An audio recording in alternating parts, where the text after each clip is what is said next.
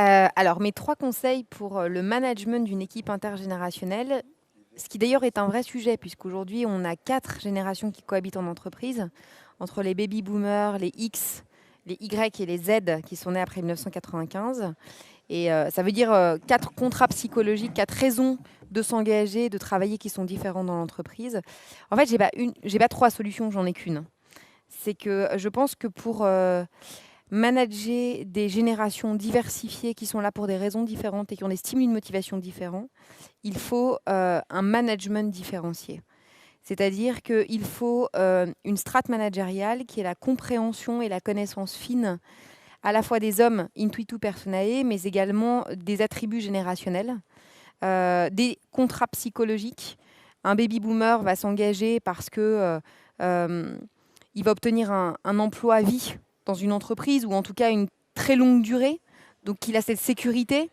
Alors qu'un X, les quadras, c'est l'employabilité.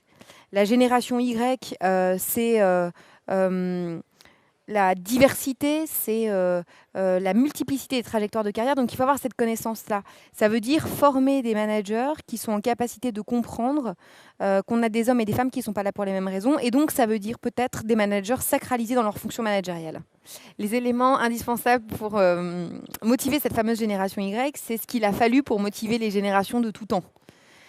Simplement, là, vous avez une exacerbation un petit peu des attentes fondamentales des hommes au travail dans cette jeune génération, puisqu'on ne peut plus leur promettre un emploi pour la vie. En fait, on ne peut plus vraiment leur faire des promesses sur le temps très long.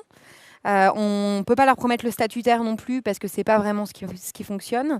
Et donc, on revient finalement sur les fondamentaux du management et les attentes viscérales qu'ont eues toutes les générations avant la nôtre.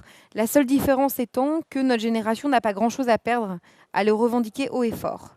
Et donc, vous avez des attentes de sens, le pourquoi, de transparence, des règles du jeu, du management, de l'évaluation, de l'évolution, de reconnaissance notamment immatérielle, et de confiance. La confiance, c'est le management par la confiance d'abord et le contrôle a posteriori, et non pas l'inverse. Donc, ce qui nécessite là aussi une transformation de la posture managériale. Et finalement, tout ça, on pourrait le mettre sous le sigle du care. Moi, je crois beaucoup à l'entreprise du care, c'est-à-dire prendre soin des hommes pour qu'ils s'engagent. Je vous rappelle que 87% des collaborateurs sont désengagés dans l'entreprise. Donc, prendre soin des hommes pour qu'ils s'engagent à travers les fondamentaux auxquels ils aspirent et auxquels finalement n'importe quel être humain qui travaille dans l'entreprise aspire. Pour accompagner la mutation des entreprises, s'il y avait 3 clés, je pense que ça serait pour la première, un lâcher-prise très fort de la tête, c'est-à-dire des cadres dirigeants qui doivent, selon moi, aujourd'hui être en capacité de dire qu'ils ont compris, qu'ils n'avaient pas tout compris, qu'ils n'avaient pas toutes les cartes en main, et donc laisser faire.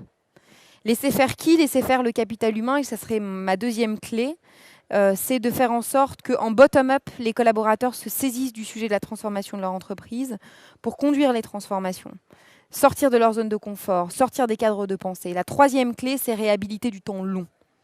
En fait, je pense que l'enjeu de la transformation n'est pas un enjeu de transformation, c'est un enjeu de mutation, et que l'idée n'est pas de passer d'un état stable à un nouvel état stable. C'est de passer d'un état stable à un état mutant, en instabilité permanente dans un monde en instabilité permanente. Et que pour ce faire, il faut réussir à réhabiliter du temps long. Le temps long, c'est le temps de la réflexion, le temps du croisement des regards, le temps de l'innovation, le temps de la créativité, le temps de l'ouverture, le temps de la pensée, et le temps de la perte du temps. Et je pense que c'est ce temps-là qui permettra en fait aux entreprises de se réinventer de manière pérenne, viable et humaine.